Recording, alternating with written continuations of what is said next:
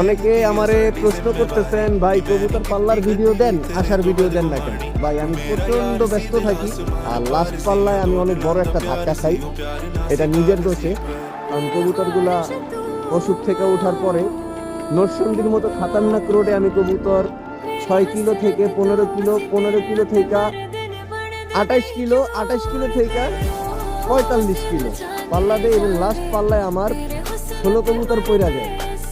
তো আমার অল্প কবুতরের থরের রেশিও, অল্প কবুতর থর দিব। তো আলহামদুলিল্লাহ এখন পর্যন্ত 20 কবুতর আছে। তো 20 কবুতর এখন আমি অন্য আর এক রোডে, এই রোডের কথা বললাম না, ডিরেক্ট 20 কিলো আসছি। তো সবাই দোয়া করেন যাতে এখান থেকে কবুতরগুলো যাইতে পারে। কবুতরগুলো ছাইরা দিল।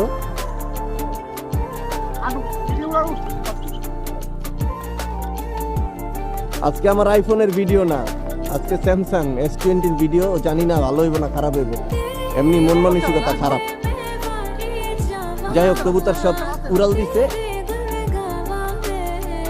যাক, আমার কথা হইলো ভাই, আগে কষ্ট করবো, পরে সুখ করবো। নরসিংদীর মতো খাতারনাক রোডে 45 কিলো দিছি এক পাচ্ছা কবুতর, এখন অন্য রোডে 30-40 কিলো দিব। যদি কবুতর থাকে পরবর্তীতে অন্য রোডে যাবো, না থাকলে এগুলো পেয়ার করে আগামী বছর মাথা ঠান্ডা করে পাল্লা টাল্লা সব দিন। কারণ এই বছর আমার পুরোটাই কপাল খারাপ গেছে, কবুতর ঠান্ডা চোখে মানে আবি যাবি কিছু হারেই নেই, লাস্টে তো ইকুলিতে পুরো ধ্বংস করে দিল। যাক, আর বলার কিছু না, আল্লাহ কপালে যেটা রাখছে ওইটাই।